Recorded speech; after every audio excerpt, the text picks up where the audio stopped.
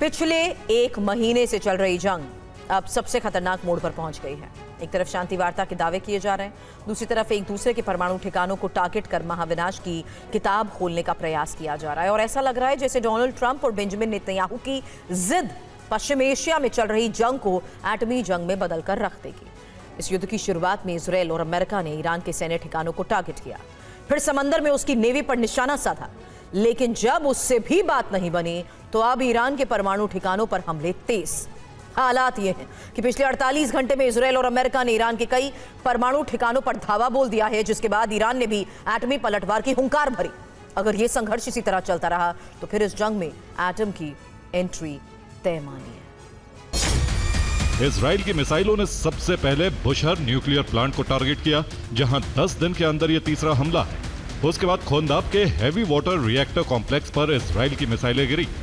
तीसरा धमाका ईरान के यज़्द में स्थित अर्दकान येलो केक प्लांट पर हुआ, यहां यूरेनियम का संवर्धन होता है। चौथा हमला तेहरान से करीब 30 किलोमीटर दूर पार्चन सैन्य ठिकाने पर हुआ, जहां ईरान के गुप्त परमाणु गतिविधियां चलती हैं। पांचवा धमाका इस्फहान में हुआ, जहां ईरान की प्रमुख न्यूक्लियर फैसिलिटी है। इस ठिकाने को पिछले साल चली 12 दिनों की जंग में भी टारगेट किया गया था।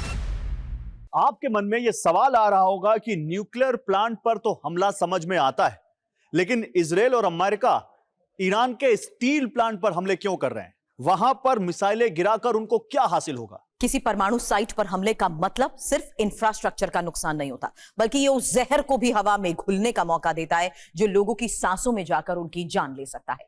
अगर किसी भी साइट पर, खासकर बुशहर न्यूक्लियर प्लांट से रेडिएशन लीक हुई तो उसका असर कई हजार किलोमीटर तक पड़ सकता है। ईरान ने अपने न्यूक्लियर और स्टील प्लांट को निशाना बनाए जाने का बदला लेने की कसम खा ली है। ईरान ने पश्चिम एशिया के 6 देशों के 6 स्टील प्लांट के नाम बाकायदा जारी किए हैं। इस लिस्ट में सबसे पहला नाम है इजराइल के यहूदा स्टील प्लांट का। इसके बाद नजर जाती है सऊदी अरब के हदीद स्टील प्लांट पर, जो खाड़ी की सबसे बड़ी स्टील कंपनियों में गिनी जाती है। तीसरा नाम यूएई की एमिरेट्स स्टील अराकान का है, जो न सिर्फ वहां की घरेलू जरूरतों को पूरा करती है बल्कि बड़े स्तर पर एक्सपोर्ट भी करती है।